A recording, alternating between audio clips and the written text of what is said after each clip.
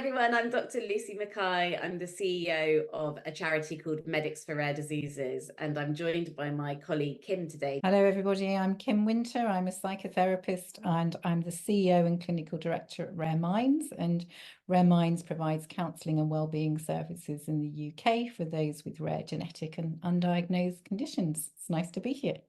Yeah, well, it's always great to have a chat with you, Kim. We've come together today because we're actually meeting up in Brussels in May for the European Conference on Rare Diseases by Eurodis. We're really excited to be there. We're going to be talking in a session called No Health Without Mental Health on the 15th of May at 2 o'clock. We're going to be talking about what do we mean by mental health and supporting mental health in rare conditions with people living with rare conditions and the rare community, and also what does psychologically informed care mean, and what should we really be aiming for both as advocates but also asking policymakers and healthcare systems to meet the needs of people living with rare conditions, their carers and families. So Kim, mental health and rare disease, they're quite intertwined, aren't they? Can you break it up for us a bit? Yeah, I mean, I think it's a really important time for rare conditions, Lucy, where we have a really interesting opportunity to integrate mental health into rare disease care in a way that's, as we've always talked about it, been the missing piece. And I think there is current will and impetus to make a really significant change in that regard. And rare conditions have a really unique opportunity in that they can learn from other sectors such as cancer and sort of long-term conditions. What are they doing well? What are they not doing so well? And in terms of bringing mental health into a more integrated and holistic treatment model for living as well as possible with really rare conditions. We've talked before about the frustrations we have that some of the stresses on mental health are intrinsic to living with the condition. You know, they are common across a lot of conditions, the multiple uncertainties you have to deal with around how it's going to impact you over time or life expectancy, or whether it's going to be a good or bad day for symptoms. But also things that interface with the healthcare system itself. Is the doctor I'm seeing today going to understand my condition?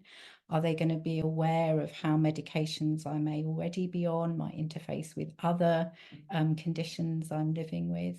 But that in our services, there are already things that we see are common stressors to living with rare conditions around that isolation, around the long journey to diagnosis, and then its impact on how you feel about engaging with healthcare services going forward, and the reduced trust you might have if you've had your symptoms dismissed or misunderstood or minimized in some way. Is someone going to have heard of my condition? Are they going to be aware of how it impacts me? And that's not just with healthcare professionals, that's with those that you bump into every day too, you know, the public or your employers or those in a school setting. And we know that when you have a more common condition, people lean in, people, you know, go, oh my goodness, how can I help? You know, that sounds really stressful. With rare conditions, often people lean out because terms or words or diagnoses are unfamiliar, and people tend to lean out or worry about saying the wrong thing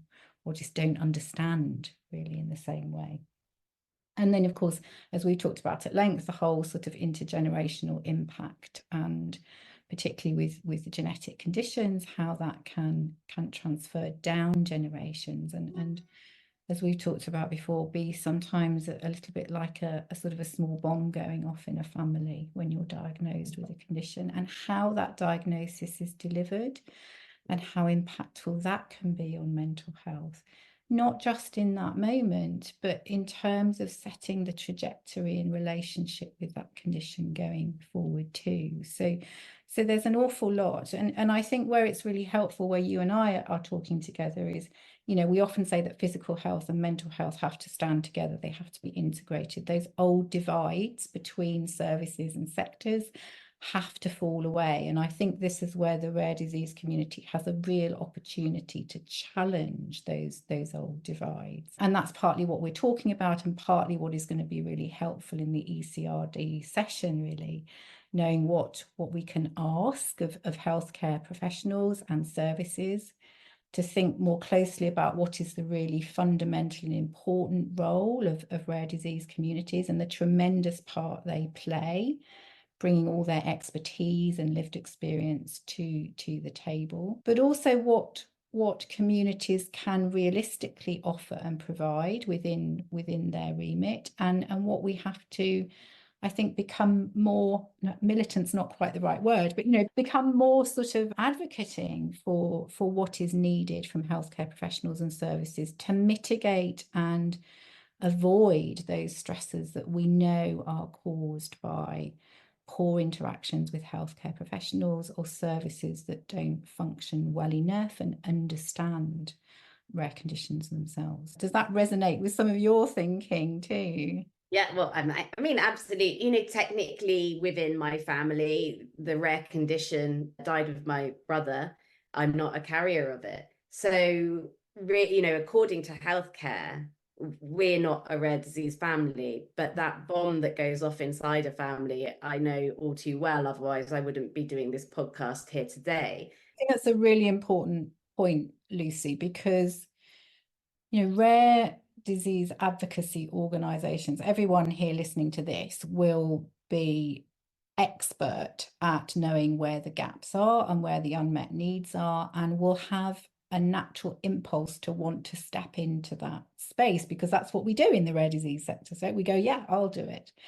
And I think this is a really interesting point to kind of pause and say, what do we need to be doing as collective and individual rare disease organisations, and what do we need to be leaning into asking more of from health and social care services? And I say, no, wait, stop right there. Because actually the very fact that you exist in the world at all is a really fundamental baseline level of supporting the mental health and well-being of your communities, that anyone out in the world can reach out to your organisation and know that they will speak to someone or have access to resources that understands something of that condition. And that in and of itself has a tremendous, powerful impact on mitigating mental health impact. So anyone who is listening to this, just by doing the work you are doing, you are providing hope, you are providing a part of that mental health support. I really, really urge people to not lose sight of that, because then you're not taking the reward that you should, and that also drives positive feelings and gives one a sense of being worthwhile and feeling less helpless. And although that now with the internet and greater globalization, there's lots of these groups, it doesn't mean they're any less worthwhile and vital than they were in the 80s and beyond, before that. And I think that's really key for me when we're talking about supporting mental health and living healthily, is it isn't a service. It's not one service. And we talk about this a lot, don't we? That mental health support is not one thing. It is about thinking about many different types of support and utilising what is already in existence, upskilling and informing those who are working in those services or those groups, but also looking at what you're already doing in your existing communities. That is probably in and of itself has mental health and support and well-being function. That includes things like, do you have Facebook forums? Do you have mentoring systems? It will look different according to your particular organisation and your particular demographic. There's going to be very different needs in an organisation which supports mainly those, say, with a condition that impacts in middle age and then is neurodegenerative over time, to another organisation that perhaps supports mainly parents, perhaps with younger children who are impacted by a condition. So it's back to this idea that mental health support is not one thing and one size does not fit all. So it's really interesting to look at what other people are doing in this sector. What sort of ideas have you got? What sort of programs are you running? What do you do already? But I think it's also really important not to get overwhelmed and to start sort of jumping too quickly into, we should be doing this, we should be doing that. You know, sort of start with, well, what are we doing already? Giving yourself a pat on the back for that, you know, even if it's I was going to say just the fact you exist, you know, that's a huge achievement in its Yeah, own that's the right. biggest achievement. Yeah, that's massive. You know, the fact that you are a group, you've come together, you exist in the world is massive. And then moving out from there, really, because the last thing that I think we want for rare disease organizations, because leaders are so passionate, because they have such experience, it's very easy to become burnt out and to start feeling you've got to meet those gaps and needs, as we talked earlier, off your own bat. You know, rare disease people are very good for going, fine, I'll do it then. And I think we need to be careful about mental health, that what is it that you can do as a rare disease organization with your existing resources and expertise? What are you doing already?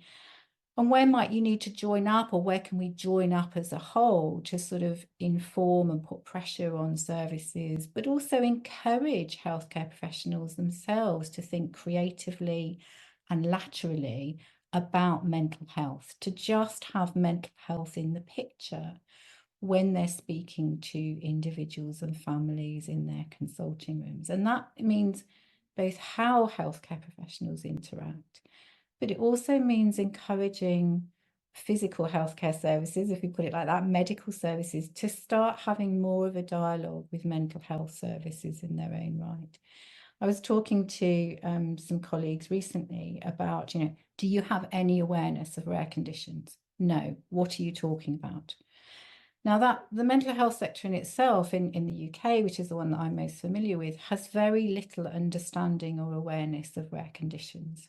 So there's a whole world, there's a whole professional body, skill set out there who are needing to be trained, upskilled, and aware of the mental health impact of rare conditions, because otherwise they are going to be running services, designing interventions that are not so fit for purpose, really. But things can be easily adapted with sometimes very little education. You know, I've just done a conversation with one of the professional bodies for psychotherapy in the UK. What are the 6 things that you really need mental health care professionals to know about rare conditions? So just as we are leaning mental health into the rare disease space, we also need to lean rare disease into the mental health space. And there are resources and there are existing services there that can be upskilled and up-trained, if that's a word. It's really useful to remember that there is a vast mental health workforce out there. We know it's under pressure. We know waiting lists are long. We know it's beleaguered in all sorts of ways. But actually, there are often existing services, individuals, and programs that are already out there in existence that, with greater understanding of the impact of rare, can be adapted, can be utilised, can be very supportive to the community and healthcare professionals too. You know, we have everything from family therapists, couples therapists, psychologists, psychiatrists, you know, group programs. There is a very wide range of support out there. And not everyone is going to gravitate towards the same sort of support at the same time. And this is something I think we really need to be aware of when we're thinking about rare conditions and mental health. I'm quite averse to the idea of sort of generic programs that we sort of put people through in order to sort of support your mental health. This is about thinking with individuals. You know, we go back to that idea that rare conditions impact individuals, you know, and there may be generic features across rare conditions, but they are often expressed very differently across families or in any one person. And that is the same with mental health impact. You know, what one person will manage and cope with, another will find more difficult or more frustrating, and the context in which you are living and the other aspects of your life will also impact how well you are able to, say, sort of surf the impact of living with and being diagnosed with a rare condition. I think there's a lot more dialogue about this. And the great thing about dialogue means you get more language, and that becomes easier and easier to talk and have those tools to be able to communicate and work with people, understand them and help them. And something that is really important in the work, I think, of rare disease is being mindful of intersectionalities. So this is a concept that was defined by Kimberlé Crenshaw, and it's around how different aspects of someone can cause advantage or disadvantage in society. So you might have a social or health inequality in your experiences because you're living in poverty, for example, and you can't get to your appointments. But then you might also have an inequality based on the language you speak or your race within that environment. And that all of these different factors can build up to mean that some people in certain situations are at a much greater disadvantage than others. And then, so you have this going on in society all the time, that we're not all on an even playing field when it comes to living in the world it is today, particularly within healthcare. And then if you add the complexity of another identity, which is living with a rare disease, where you might not have much information, there might not be research, there might not be treatment, you might have had a really stressful and traumatic journey to diagnosis, your services might be few and far between or far away or non-existent. That then is another aspect where you're facing challenges, and that all of these challenges build up so that one person with the same apparent profile of needs has a much more difficult time getting those needs met. Yeah, I completely agree. And I think both physical and mental health care services have not been good at addressing, observing and understanding the intersectional compounding factors on mental health and well-being. And I think, again, rare disease community has a really good opportunity to build that thinking in to when we're talking about mental health and well-being for both our individual organizations and services, but at the wider generic level too. And I think this is where I feel very positive and very enthusiastic about the inroads being made into mental health and rare conditions, because it has been a little bit left behind. It has been the missing piece, but actually we have some advantage about being able to learn from what has not happened before and build that in from the outset. But also, Kim, if you don't mind me saying, the other thing about rare is you've got to be scrappy. That's what you have to do when you're represented. But also, very few rare conditions really fit into one healthcare bucket or one need. And so we can bring mental health in all the time because we're having to say, no, this condition needs support with this many different body systems, or this many different aspects of their care, or this many different aspects of access. You've got that opportunity, because even if we're only thinking about physical health at all, you've still got to be very diverse in how you are supported, because most rare conditions are multi-system or change or are lifelong and change over time, or people transition from childhood to adulthood services. So you've already got to have a multidisciplinary team and a holistic approach to supporting families and patients and carers. So bring mental health with it. Yeah. And I think this is again the nuance of not just saying, for example, when we're thinking about multidisciplinary teams, yes, it would be fantastic if there was a psychologist or a psychotherapist attached to every MDT as a matter of course, but it's beyond that. It's about thinking, every healthcare professional who's involved in an MDT, thinking about the mental health aspects of that individual in front of them. And when I say that individual in front of them, I mean that very specifically, because the needs of someone who is, a middle-aged white woman is going to be very different to the needs of a young Black man. There's it's about thinking holistically in context. How I'm speaking to, supporting and working with this person, what are their unique and specific needs? Now, sometimes we can think, well, that's a big job, isn't it? No, I don't think it is. I think that's just about thinking empathically, creatively, and thinking about who is the person you are with in this particular moment and what are their needs at this particular moment in time. Because of course our mental health and well-being fluctuates over time too. What we might need at one point in life might be very different to what we need at another point. I'm talking to a young couple at the moment who are going through a very arduous process and it's really impacting their relationship. They've been living with the condition as part of their life for a long time, but it's coming up in a very different way as they are approaching having their own children in a way that they don't want to have them in an ideal world, and the stress and strain that's putting on their relationship and on that, particularly the person who is carrying the gene that they are hoping to eradicate at this point. So, we need different things at different times, and for healthcare professionals to be holding that in mind when they are in consultations with families and individuals, I think is just so key.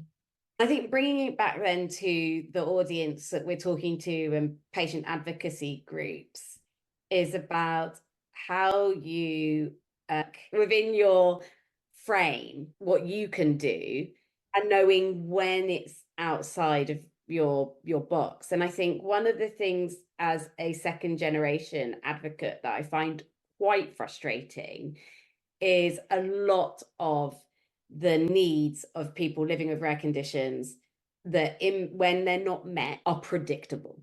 Mm-hmm. They are profoundly predictable. I know all the different conditions are different. I'm not saying we're not individuals. I'm not saying all conditions are the same.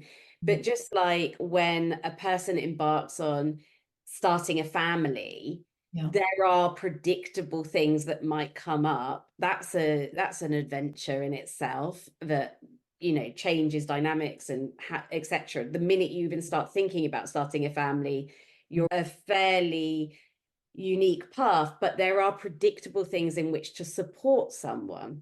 And I think that's where I think we can really, as a community, just write it out in black and white. I love this whole idea of 6 things that healthcare professionals need to know, or mental health care professionals need to know about rare disease, because let's make sure we're not getting the predictable stuff that can be mitigated. We're not leaving that. So I think, a lot of that is around language, communication. Things are still said about rare and genetic conditions, terms and words are still said. I've sort of learned from the anti-racism movement around microaggressions, when people say harmful things or do harmful things that mount up and they seem small as an individual thing, but over time they really erode someone's self-confidence, their confidence about their place in society, erode their respect and things like that. And you see this in rare. So what gets said to people, so things like, there's nothing we can do. That just, what a sentence. It's so easy to say, so hard to take back, and its implications are massive. And so this is where I think we can really get the patient advocacy groups working, is on their own tools. In this session, we'll be talking about creating a mentally healthy toolkit. And I think that's a really interesting observation around the microaggressions that those with rare conditions are on the receiving end of all day. One of the things that we hear a lot in our services is the distress when you're told something like, you shouldn't be feeling like that. And it's sort of, where does that leave someone who may be feeling very unwell or very sort of even emotionally unwell? They sort of can't make sense of the symptoms they're experiencing.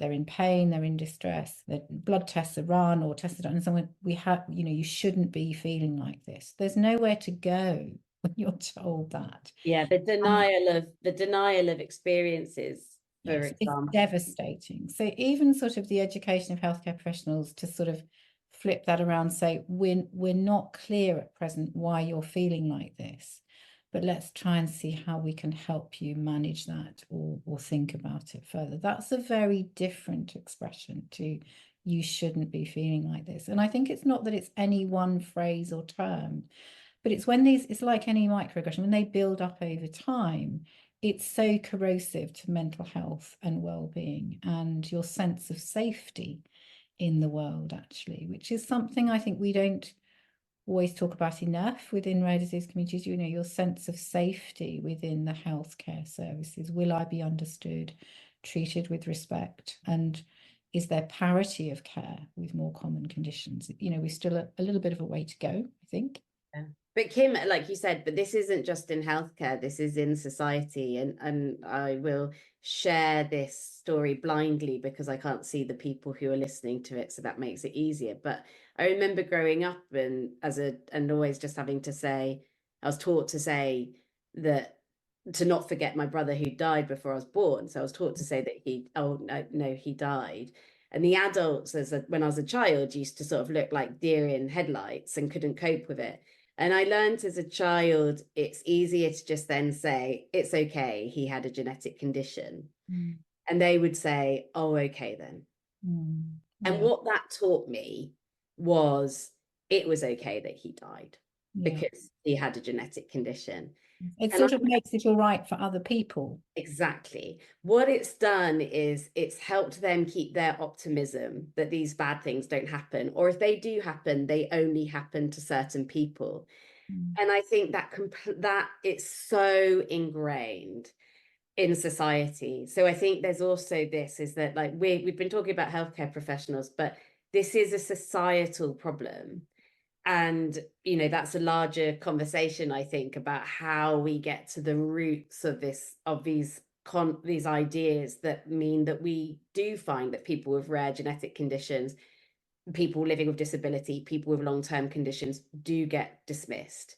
Yeah. And then what people feel is they feel less worthy.